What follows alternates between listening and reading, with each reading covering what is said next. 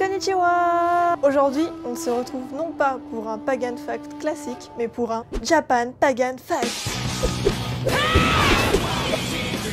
Et oui, aujourd'hui nous allons allier le paganisme avec le folklore japonais, car je vais vous parler de l'image de la sorcière dans les mangas. Bienvenue dans cet épisode inédit de Japan Pagan Fact!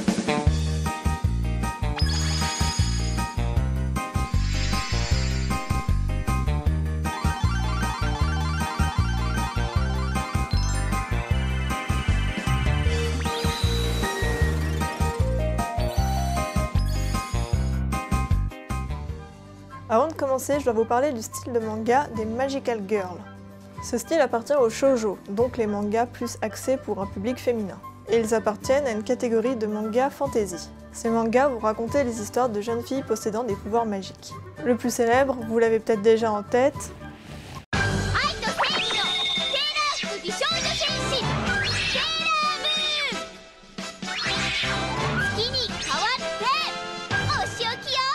c'est Sailor Moon. Pour ceux qui ne connaissent pas, Sailor Moon c'est l'histoire d'une jeune fille un peu...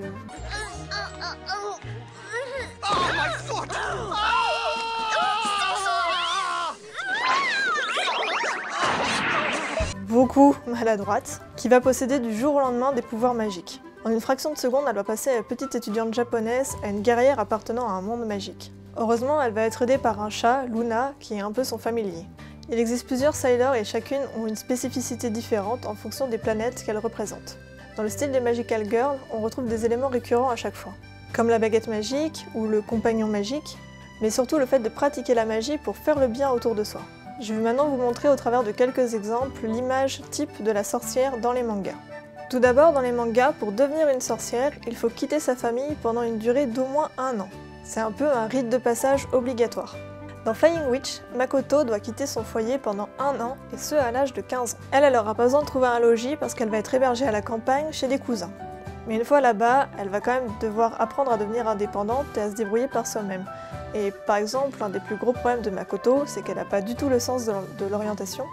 Donc elle va devoir un petit peu se promener à la campagne et réussir à rentrer chez ses cousins sans avoir besoin d'aide.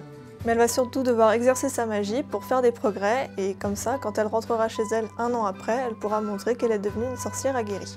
Ensuite, ce n'est pas un manga, mais un film des studios Ghibli, mais je sais que vous allez tous y penser, donc je vais aussi vous parler un petit peu de Kiki la petite sorcière. Kiki doit aussi quitter son foyer pendant 1 an, mais elle à l'âge de 13 ans. Elle va devoir chercher un endroit où vivre par elle-même, et forcément une ville où il n'y a pas encore de sorcières. Elle va devoir également faire ses preuves et trouver un travail qui nécessite d'utiliser la magie pour faire le bien autour de soi. Elle va trouver assez rapidement un logement en rendant un service. Suite à ça, elle va également pouvoir trouver son travail magique et évoluer en tant que sorcière dans la ville qu'elle a choisie.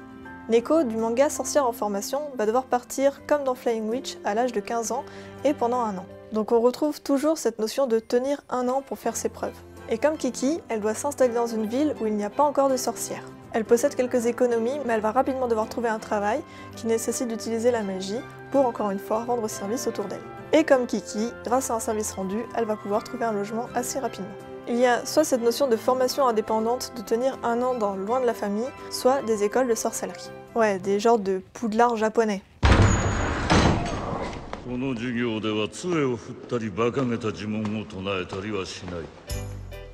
Dans l'atelier des sorciers, par exemple, il existe une académie pour apprendre la magie, mais aussi des ateliers tenus par des sorciers aguerris qui apprennent à des novices. Comme c'est le cas de la jeune Coco dans ce manga. Du coup, elle aura quand même un sorte de rite de passage à vivre et elle va devoir faire ses preuves et ses expériences pour prouver qu'elle est digne d'apprendre la sorcellerie auprès de son maître. Et dans le manga Little Witch Academia, de jeunes sorcières vont également dans une école pour apprendre la magie. Cette école s'appelle Luna Nova. Ça, c'est un peu le Amandine Malabule japonais. Bien sûr, dans ces mangas, les sorcières volent sur des balais. Ce n'est pas un cliché qu'ici en Occident. Makoto possède un balai. Kiki possède un balai. Elle va même s'en servir pour trouver son fameux métier de sorcière et va faire des livraisons en balai. Neko, comme Kiki, va penser à faire des livraisons, sauf que les colis vont s'avérer trop lourds pour son balai, et en plus de ça, elle a le vertige. Coco, dans l'atelier des sorciers, peut voler en balai, mais en fait, le principe dans ce manga-là, c'est qu'ils peuvent ensorceler des objets, et ils vont préférer ensorceler leurs chaussures pour pouvoir voler directement à pied, en quelque sorte. Et le rendu est un peu plus distingué qu'avec les balais de l'ancien temps. Et dans Little Witch Academia, elles volent aussi sur des balais et elles vont parler d'un ancien service de livraison en balai, donc c'est vraiment une idée qu'on retrouve régulièrement dans le manga magique. En même temps, ce serait super pratique et beaucoup plus classe que les drones d'Amazon. Elles ont également des familiers à l'image de Luna dans Sailor Moon.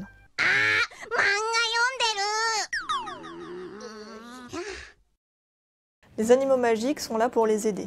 Makoto a un chat noir avec lequel elle peut parler. Kiki possède également un petit chat noir avec lequel elle peut parler du moment qu'elle pratique la magie correctement. À partir du moment où elle perd un peu ses pouvoirs, elle perd également la communication avec son chat.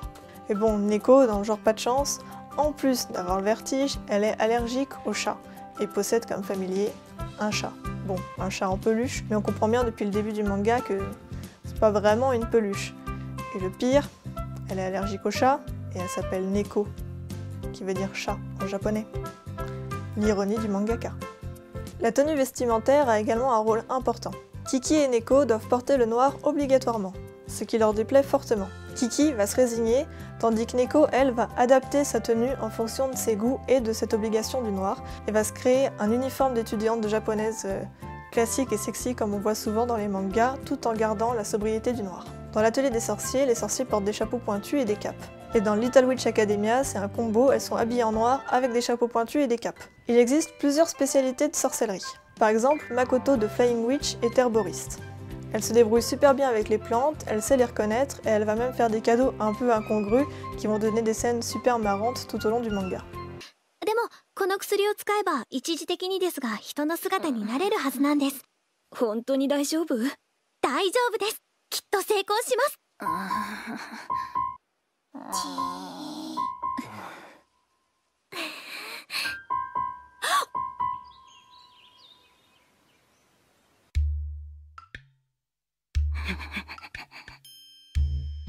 悪化しちゃったよ。ごめんなさい、ごめんなさい、ごめんなさい。Neko cherche encore sa spécialité. Et dans Little Witch Academia, chaque sorcière a sa spécialité, que ce soit le poison ou la communication avec les esprits. Il faut également aborder la question de l'héritage. Makoto a hérité ses pouvoirs de sa famille. Mais il est possible de devenir sorcier si on travaille dur et qu'on s'acharne vraiment. Il y a notamment une jeune fille qui est en admiration totale devant Makoto et qui va vouloir apprendre à devenir une sorcière avec elle. Kiki est une petite sorcière par héritage. Et dans l'atelier des sorciers, c'est un peu particulier parce que les sorciers font croire que c'est un héritage, que c'est un don qu'on a à la naissance, mais en fait c'est faux, c'est pour empêcher qu'une guerre magique éclate. C'est ce que va découvrir Coco parce qu'elle est passionnée de magie et elle va essayer de dessiner des sorts par elle-même et elle va se rendre compte que ça marche. Car dans ce manga, il faut dessiner pour jeter des sorts. Et c'est comme ça qu'elle va intégrer le monde des sorciers. Et dans Little Witch Academia, la magie n'est pas forcément un don héréditaire, mais dans leur école de magie, il y a aussi des sang-de-bourbe. Donc il y a plein d'éléments en commun dans ces mangas, que ce soit le rite de passage pour prouver qu'on est de vraies sorcières, l'uniforme de sorcière qui est important, le fait de posséder un familier qui est bien souvent un chat noir, on l'a vu, hein. Elle se cherche également des spécificités et une façon de réussir dans la vie en pratiquant la magie et de trouver un métier qui allie la magie et le fait de rendre service aux autres.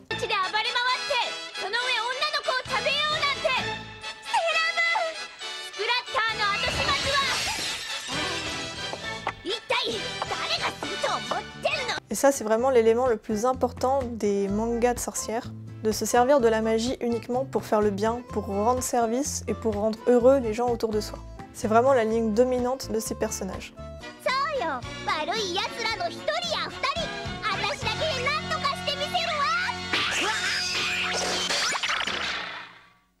Et au contraire, ceux qui servent de la magie autrement, par exemple pour un but purement égoïste ou justement pour faire le mal, ça devient les méchants, les ennemis de ces mangas. Et voilà, j'ai fini de vous parler des sorcières dans les mangas aujourd'hui, mais évidemment des sorcières et des magical girls, il y en existe plein. Donc si vous en avez que vous aimez particulièrement, n'hésitez pas à nous les partager en commentaire, comme ça on pourra faire une partie 2. Mais surtout, si vous aimez l'univers des mangas, faites péter le compteur de vues et de likes, et comme ça on pourra continuer à faire des recs ou des pagan facts en lien avec l'univers des mangas. Et surtout, si c'est pas déjà fait, abonnez-vous. Arigatou gozaimasu. Et à bientôt.